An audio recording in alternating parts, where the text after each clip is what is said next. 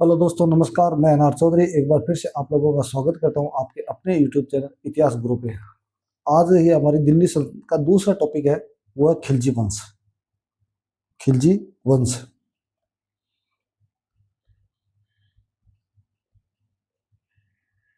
खिलजी वंश। हमने गुलाम वंश पूरा कर लिया था और खिलजी वंश का जो टाइम पीरियड है वो 1290 से लेके 1320 ईस्वी तक है। ठीक है ना। 1290 से लेकर 1320 ईस्वी तक खिलजियों ने क्या किया था, भारत पे शासन किया था। पिछली क्लासों में हमने गुलाम वंश पूरा पढ़ा था और गुलाम वंश में कुतुबुद्दीन ऐबक से लेकर के बलबन तक हमने कंप्लीट कर लिया था। आज हमारा जो नया टॉपिक है वो खिलजी वंश है। ठीक है ना। अब ये देखते हैं खिलजियों का परिचय। थोड़ा पेन की साइज मोटी कर लेता हूं मैं। सबसे पहले परिचय, खिलजी कौन थे, है ना। देखो, अफगानिस्तान अफगानिस्तान में अफगानिस्तान अफगानिस्तान में हेलमंड नदी का जो क्षेत्र है ना, हेलमंड नदी के क्षेत्र को खल्ज कहा जाता है। क्या कहा जाता है? खल्ज कहा जाता है। खल्ज प्रदेश कहा जाता है। और ये लोग यहाँ पर निवास करते थे, इस कारण इनको क्या कहा गया? खिलजी कहा गया। कहाँ के मूल निवासी थे? अफगानिस्तान के मूल निवासी थे। हेलमंड हेलमंड नदी क्षेत्र का जो क्षेत्र था उसको खल्ज प्रदेश का कहा जाता है। इस कारण ये क्या कहलाए? खिलजी कहलाए थे। अब ये बहुत लंबे समय तक इन्होंने क्या करी थी? सल्तनत की सेवा करी थी। सबसे पहले इल्तुतमिश के काल में आए थे। इल्तुतमिश के काल में इल्तुतमिश के काल में सर्वप्रथम आए थे। सर्वप्रथम ये दिल्ली सल्तनत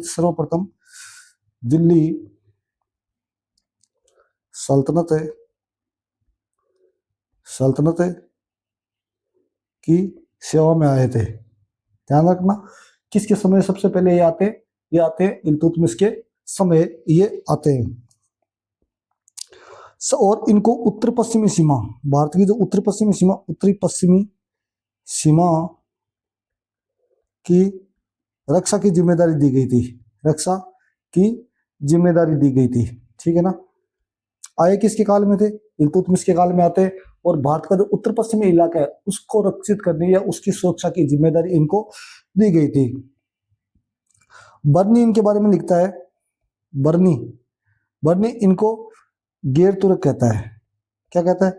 गैर तुर्क कहता है। कौन कहता है? बर्नी इनको गैर तुर्क कहता है।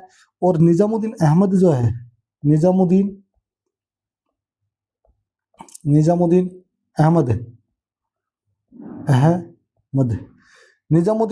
है, वो इनको चंगेज खां का एक वंशज था।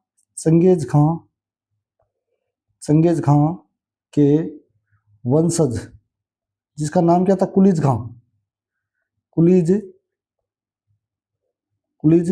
खां की संतान बताता है। कौन बताता है? निजामुद्दीन अहमद बताता है। संतान बताता है। पेन की साइज छोटी कर लेता हूं मैं ना, सही किया जाएगा। ठीक है ना। तो ये चीज हमने देखी थी। खिलजी कहाँ से आए थे? अफगानिस्तान से आए थे। हेलमंड नदी क्षेत्र का जो क्षेत्र है वो खिलजी कहलाता है और इस कारण ये क्या कहलाए? खिलजी कहलाए। ठीक है ना। उसके बाद ये सबसे पहले इल्तुतमिश काल में सल्तनत की सैन्य सेवा में आते हैं और उनको उत्तर पश्चिमी सीमा को सुरक्षित करने की इनको क्या दी जाती है? जिम्मेदारी दी जाती है। बर्नी इनको निम्न तुर्क कहता है, गैर तुर्क कहता है। और निजामुद्दीन अहमद है जो वो चंगेज खान के वंशज कुलीज खान की संतान इनको बताता है। अब खिलजी वंश की स्थापना देखते हैं। ये तो खिलजी हुआ था परिचय, खिलजी कौन थे, कहां से आए थे। अब देखते हैं खिलजी वंश की स्थापना कैसे हुई थी। तो हमारी नया हेडिंग है खिलजी वंश की स्थापना। खिलजी वंश की स्थापना। ठीक है। देखो, गुलाम वंश का अंतिम शासक एक तो था केकुबाद बाद आया था केकुबाद, और केकुबाद के बाद आया था क्यूमर्स। ठीक है ना। ये दोनों के दोनों बलबन के क्या थे? वंशज थे। केकुबाद की हत्या कर दी गई, बाद में क्यूमर शासक बनता है। और क्यूमर्स 3 महीने तक के शासक रहा था। उसके बाद जलालुद्दीन खिलजी ने इसको हटा दिया और स्वयं क्या बन जाता है, शासक बन जाता है। क्यूमर्स को हटाकर, क्यूमर्स को हटाकर जलालुद्दीन खिलजी, जलालुद्दीन पूरा नाम है जलालुद्दीन फिरोज खिलजी, जलालुद्दीन फिरोज फिरोज खिलजी, जलालुद्दीन फिरोज खिलजी वो जून 1290 ईस्वी में, कब, जून 1290 ईस्वी में क्या बनता है, शासक बनता है। किलुगडी या किलुखोरी नाम का एक दुर्ग है, वहां पर अपना क्या करवाता है, राज्याभिषेक में जून 1290 में, जून 1290 ईस्वी में किलुगडी, किलुगडी, किलुगडी या इसको कहा जाता है किलोखरी, किलोखरी, किलोखरी दुर्ग में क्या करवाता है, दुर्ग में राज्यारोहण करवाता है, राज्यारोहण करवाता है। कौन करवाता है, जलालुद्दीन फिरोज खिलजी राज्यारोहण करवाता है, ठीक है ना। क्यूमर्स को हटाया किसने, जलालुद्दीन फिरोज खिलजी ने हटाया, और जून 1290 ईस्वी में किलोगढ़ी या किलोखरी के दुर्ग में अपना क्या करवाता है, राज्याभिषेक करवाता है। और इसी के साथ खिलजी वंश की क्या हो जाती है, स्थापना हो जाती है। और खिलजी वंश की स्थापना को सबसे पहले आरपी त्रिपाठी ने खिलजी क्रांति नाम दिया। किसने नाम दिया था, आरपी त्रिपाठी, आरपी त्रिपाठी ने इसे कहा, क्या कहा है, तो इसे कहा है खिलजी क्रांति। आरपी त्रिपाठी ने क्या कहा, खिलजी क्रांति नाम दिया, खिलजी क्रांति नाम दिया। किसने दिया, आरपी त्रिपाठी ने दिया है, ठीक है ना। अब इसको खिलजी क्रांति क्यों कहा जाता है, देखो क्रांति का मतलब होता है आमूल चूल परिवर्तन। जब गुलाम वंश का पतन हो गया था और खिलजी वंश की जब स्थापना हुई थी ना, तो प्रशासन में आमूल चूल परिवर्तन किया गया था। जब गुलाम वंश था ना, उस समय प्रशासन में धर्म को महत्व दिया जाता था और कुलीन वर्ग के जो लोग थे ना, उन्हीं को प्रशासन में शामिल किया जाता था। लेकिन जैसे ही खिलजी वंश की स्थापना होती है ना, तो राजनीति और धर्म को अलग अलग कर दिया गया। खिलजी ने यह साबित कर दिया था कि बिना धर्म के भी प्रशासन चलाया जा सकता है ना। और प्रशासन में निम्न तुर्क और जो भारतीय मुसलमान थे ना, उनको भी प्रशासन में शामिल किया करना उन्होंने क्या कर दिया, प्रारंभ कर दिया। गुलाम वंश में भारतीय मुसलमानों को शामिल नहीं किया जाता था, लेकिन खिलजी ने क्या किया, भारतीय मुसलमानों को भारत प्रशासन में शामिल करना शुरू कर दिया था। और सबसे ज्यादा अलाउद्दीन खिलजी ने, यानी कहने का मतलब यह है कि खिलजी वंश खिलजी काल में योग्यता को आधार बनाया था और गुलाम वंश में कुलीनता को आधार बनाया जाता था। और यहाँ पे खिलजियों ने क्या किया, योग्यता को क्या बनाया था, आधार बनाया था। अब देखते हैं खिलजी क्रांति क्या थी, है ना। तो खिलजी क्रांति, क्रांति का मतलब हमने पढ़ लिया आमूल चूल परिवर्तन। इसको मैं लिख देता हूं। क्रांति का अर्थ होता है, क्रांति का अर्थ होता है आमूल चूल परिवर्तन, आमूल चूल परिवर्तन, परिवर्तन। खिलजी वंश की स्थापना से पूर्व और खिलजी वंश की स्थापना के बाद प्रशासन में व्यापक तौर पे क्या हुआ था, परिवर्तन हुआ था। इसी कारण आरपी त्रिपाठी ने क्या कहा है, आरपी त्रिपाठी ने इसको खिलजी क्रांति नाम दिया है। सबसे पहले खिलजी क्रांति नाम आरपी त्रिपाठी ने दिया है और उसके बाद इनका समर्थन, खिलजी क्रांति इनका जो समर्थन किया है ना, यानी कि वास्तव में ये खिलजी क्रांति थी कि नहीं थी, इसका जो समर्थन करने वाले थे वो थे के.एस. लाल, के.एस. लाल। समर्थन करने वाले कौन थे, के.एस. लाल थे, हबीबुल्ला था, हबीबुल्ला, और मोहम्मद हबीब। इन लोगों ने भी क्या किया है, इन लोगों ने भी आरपी त्रिपाठी का क्या किया है, समर्थन किया है। अब देखते हैं इसको खिलजी क्रांति क्यों कहा जाता है, खिलजी क्रांति से पहले क्या चल रहा था और खिलजी क्रांति के बाद क्या चल रहा था। तो देखते हैं,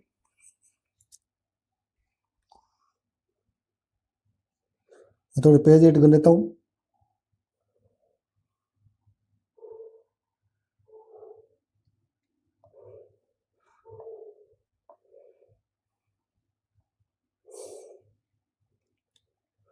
ठीक है ना। खिलजी क्रांति यानी यहां लिख दिया खिलजी शासन से पहले, खिलजी अंतर देखते हैं, हम अंतर देख लेते हैं ना। शासन से पूर्व और खिलजी शासन के बाद क्या परिवर्तन आए थे। खिलजी शासन के बाद क्या क्या परिवर्तन हमें यहाँ देखने को मिलते हैं।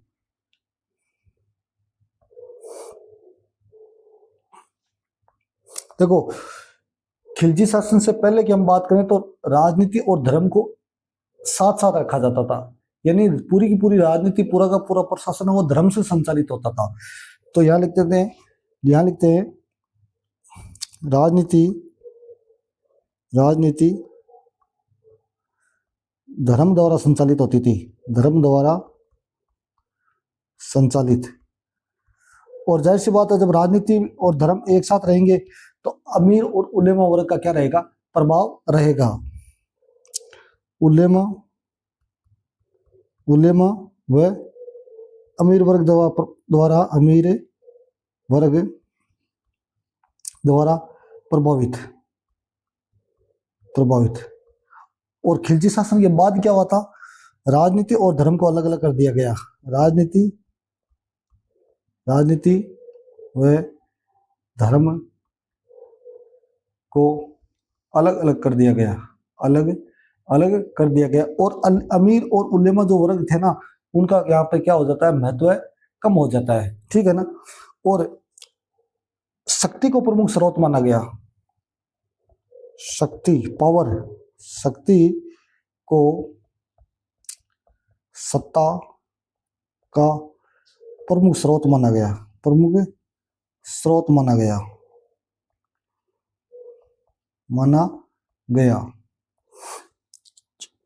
पहला अंतर तो ये था। दूसरा अंतर क्या था, जो प्रशासनिक नियुक्तियां होती थी ना, उनमें कुलीनता और नस्लवाद का ध्यान रखा जाता था। गुलाम वंश में कुलीन वर्ग और जो उच्च नस्ल के लोग थे ना, उन्हीं को ही प्रशासन में शामिल किया जाता था। बल्कि खिलजी ने क्या किया, योग्यता को आधार बनाया था, ठीक है ना। तो यहाँ लिखते हैं प्रशासनिक नियुक्तियों में नस्लवाद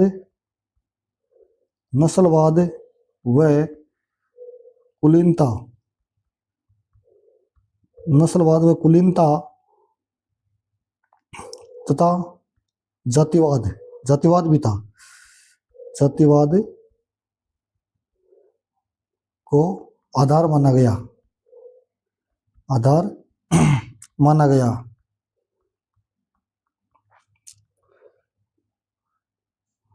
इस कारण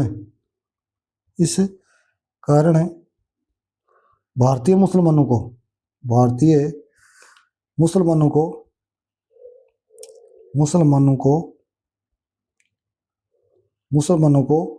उच्च पद नहीं दिया गया। यानी जब गुलाम वंश था तब कुलीनता, जातिवाद, नस्लवाद इनको आधार बनाया गया था। जब कुलीनता, जातिवाद, नस्लवाद को जब आधार बनाया गया था तो भारतीय मुसलमानों के लिए प्रशासन में कोई स्थान नहीं था, यानी उनको किसी भी प्रकार का कोई पद नहीं दिया गया था। यहाँ पे क्या हुआ था, जब खिलजी वंश की स्थापना हो गई थी तो यहाँ पे नस्लवाद,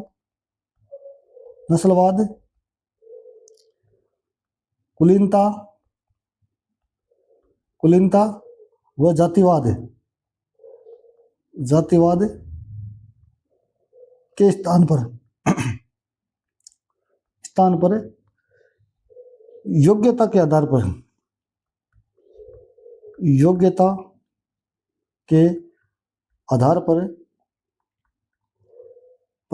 नियुक्तियां दी गई,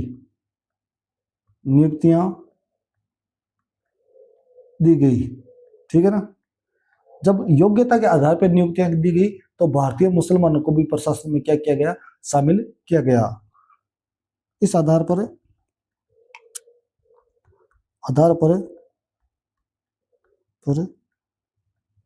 भारतीय मुसलमानों को भी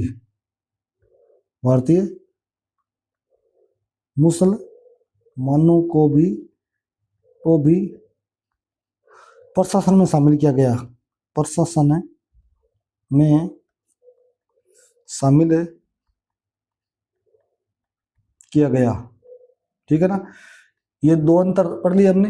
पहला अंतर क्या था, राजनीति और धर्म को अलग अलग कर दिया गया, और नियुक्तियों में योग्यता को क्या बनाया गया, आधार बनाया गया।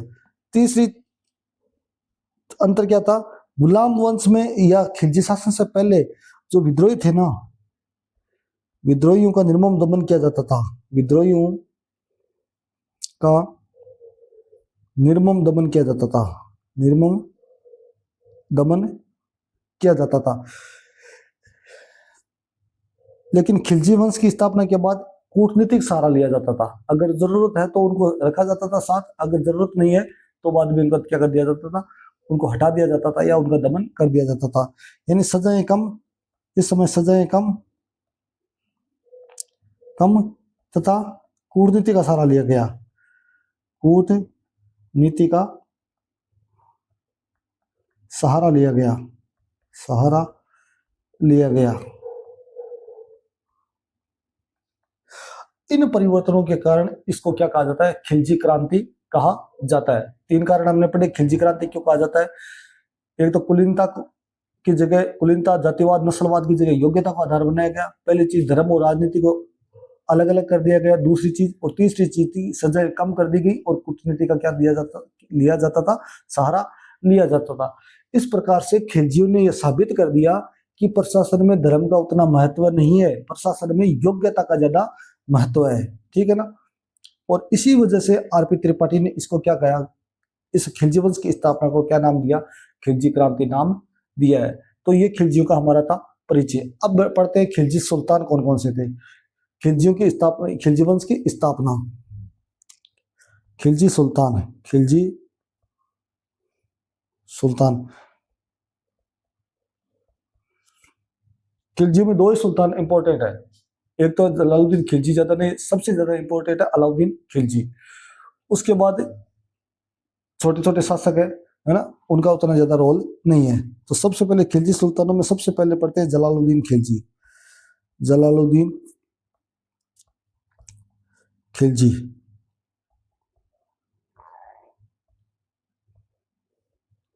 जलालुद्दीन खिलजी। जलालुद्दीन खिलजी का जो टाइम पीरियड है वो 1290 से लेके 1296 ईस्वी तक। 1296 ईस्वी में आगे अलाउद्दीन खिलजी आएगा, इसकी हत्या कर देगा और खुद क्या बन जाएगा, शासक बन जाएगा। 70 वर्ष का जब सुल्तान बना तब इसकी उम्र कितनी थी, 70 वर्ष का वर्द सुल्तान, यानी बूढ़ा सुल्तान था। वर्द, बूढ़ा लिख देते हैं ना, बूढ़ा सुल्तान था। इसकी उपाधि ध्यान रखना, एक उपाधि, इसकी उपाधि थी इब्ने सईद, इब्ने सईफ, सईफ है ना। इसका मतलब होता है तलवार का बेटा, तलवार का बेटा। जलालुद्दीन खिलजी के बारे में पढ़ रहे हैं, जिसका टाइम पीरियड 1290 से लेकर 1296 ईस्वी तक। 70 साल का जब ये सुल्तान बनता है तब इसकी आयु थी 70 साल। ये दिल्ली सल्तनत का सबसे ज्यादा वर्द सुल्तान था ये ना। और इसकी एक उपाधि है इब्ने सईद, इब्ने सईफ, जिसका मतलब होता है तलवार का बेटा। अब देखते हैं इसका परिचय।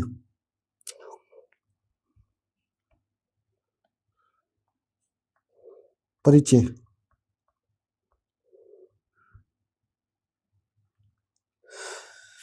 क्यूमर्स की मृत्यु हो गई थी। क्यूमर्स की मृत्यु के बाद 70 वर्ष के साल में ये क्या बनता है, शासक बनता है। और शासक बनने के बाद इसने एक उपाधि धारण करी थी जलालुद्दीन खिलजी की।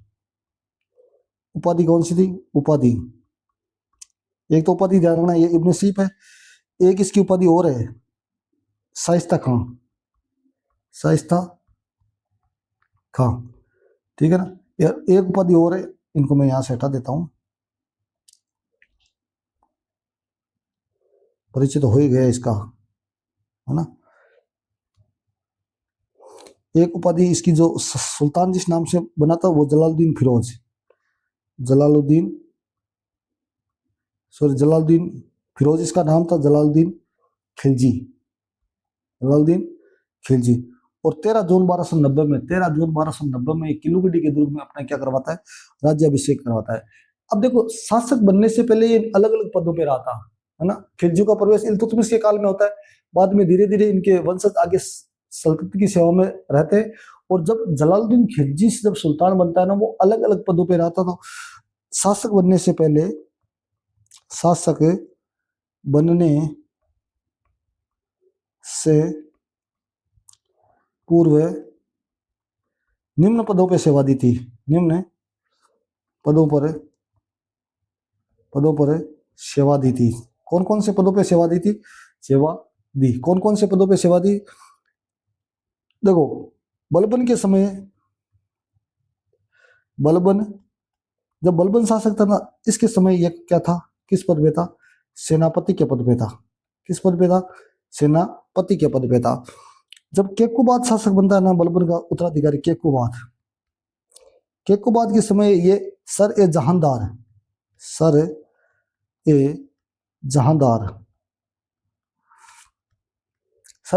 जहांदार के पद पे था।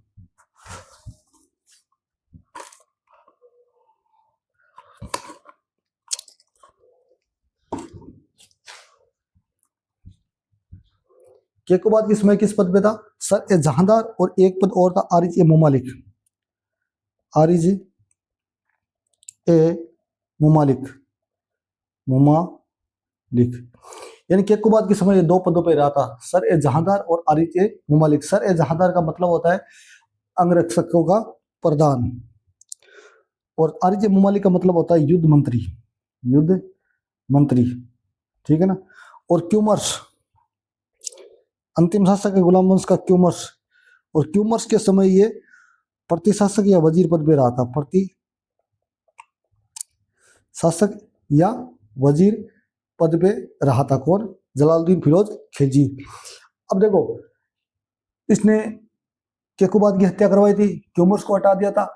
इस वजह से इसने किलोगढ़ी के दुर्ग में अपना राज्याभिषेक भी करवा लिया था, लेकिन जनता शासक के रूप में स्वीकार नहीं करेगी, इस डर से ये 1 वर्ष तक इसने दिल्ली में प्रवेश ही नहीं किया था, है ना। बाद में दिल्ली का कोतवाल था फखरुद्दीन, दिल्ली कोतवाल फखरुद्दीन, और जनता के आमंत्रण पर ये क्या करता है, दिल्ली में क्या करता है, प्रवेश करता है। और दिल्ली में एक महल है दौलत महल में ये रहा था। तो आगे लिख देते हैं इसके बाद, राज हत्या के अपराध के कारण, राज हत्या के अपराध के कारण दिल्ली का संपन्न वर्ग स्वीकार नहीं करेगा। इस भय से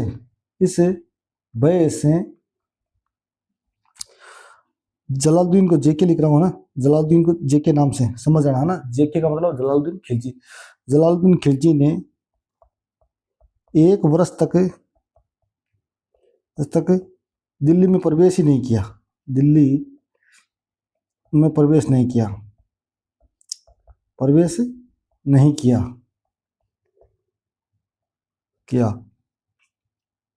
और किलुगुडी में रहा तथा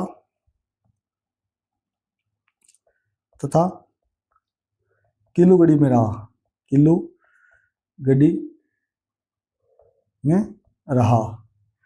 बाद में दिल्ली का कोतवाल, जिसका नाम क्या था, फखरुद्दीन। बाद में फखरुद्दीन वह जनता के आमंत्रण पर दिल्ली में प्रवेश किया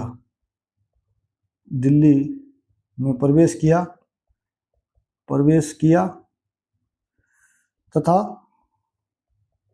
दौलत महल में रहा।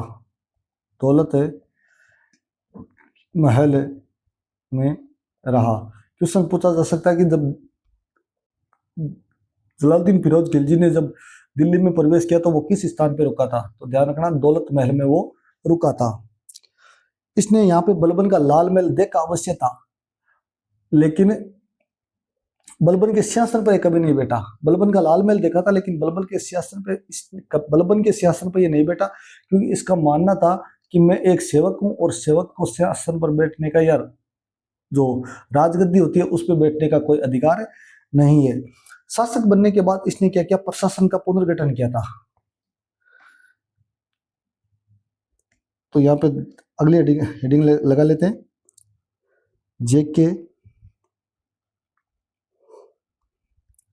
जेके द्वारा प्रशासनिक पुनर्गठन, प्रशासनिक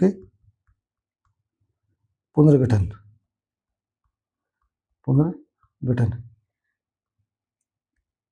प्रशासन का पुनर्गठन करने के लिए इसने अपने परिवार के लोगों को उच्च पदों पे, और जो दिल्ली का संपन्न वर्ग थे ना, उनकी हमदर्दी लेने के लिए उनको उच्च पदों पे क्या किया था, इसने नियुक्त किया था। किन किन पद पे नियुक्त किया था, वो सारी चीजें हम यहाँ पे देखने वाले हैं। सबसे पहले हम देखते हैं अलाउद्दीन। अलाउद्दीन जो इसका क्या था, भतीजा था अलाउद्दीन। अलाउद्दीन को इसने अमीर ए तुजुक के पद पे दिया था, अमीर ए तुजुक का पद दिया था। उसके बाद एक व्यक्ति था जिसका नाम था मुइजुद्दीन, और इस मुइजुद्दीन को इसने अखुर बेग का पद दिया, अखुर बेग का क्या दिया था, पद दिया था। मुइजुद्दीन का मूल नाम है अल्मास बेग या मुइजुद्दीन, इसको क्या दिया था, अखुर बेग का पद दिया था। मुइजुद्दीन को देखते थे, इसको मूल नाम है अल्मास बेग, ठीक है ना। उसके बाद एक व्यक्ति था जिसका नाम था हिसामुद्दीन। इस हिसामुद्दीन को इसने अरकली खान की उपाधि दी, अरकली खान की क्या दी थी, उपाधि दी थी। यह जलालुद्दीन खिलजी का छोटा बेटा था, कौन, हिसामुद्दीन। उसके बाद फखरुद्दीन जो था ना, इसको बनाया था दिल्ली का कोतवाल।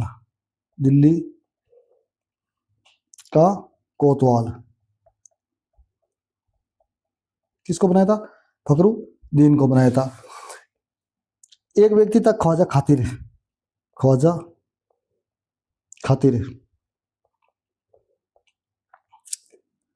को क्या बनाया था, वजीर बनाया था।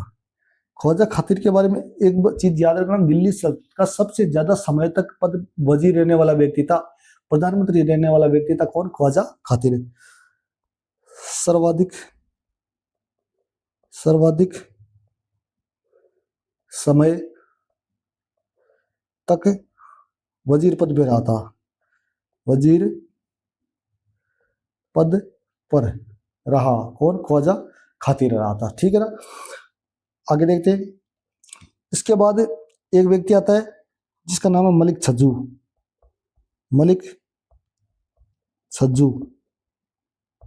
और मलिक छज्जू को इसने कड़ा और मानिकपुर की एकता दी थी। कड़ा और मानिकपुर का क्या बनाया था, यूपी का इलाका है ये ना, कड़ा और मानिकपुर का इक्तादार बनाया था, ठीक है। उसके बाद एक व्यक्ति आता है अहमद चप, और अहमद चप को इसने अमीर ए हाजिब के पद पे नियुक्त किया था। आगे अहमद चप का एक दृष्टांत आएगा। अहमद चप जलालुद्दीन खिलजी को बोलेगा कि अगर जब ये मलिक छज्जू का जब विद्रोह होगा, जब उसको माफ करेगा ना, सॉरी सिद्दी मोला नहीं, मलिक छज्जू के विद्रोह को जब ये माफ करेगा ना, तब ये अहमद चप उसको कहेगा कि सुल्तान को नियमानुसार शासन करना चाहिए, अन्यथा राजपद त्याग देना चाहिए। अमीर ए हाजिब बनाया था, अमीर ए हाजिब, जो जिसका मतलब होता है राजमहल का प्रबंधक। और उसके बाद एक व्यक्ति आता है मलिक खामोश,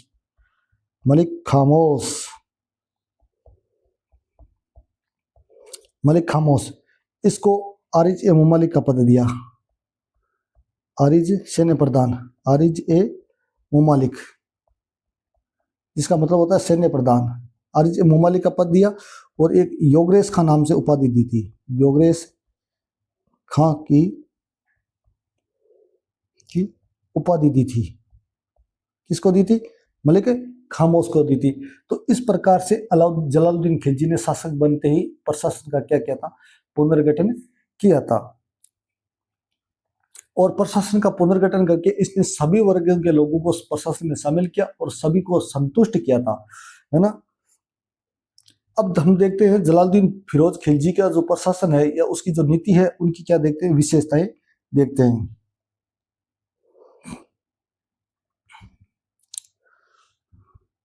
जलालुद्दीन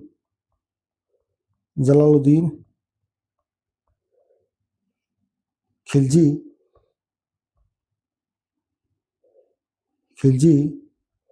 की शासकीय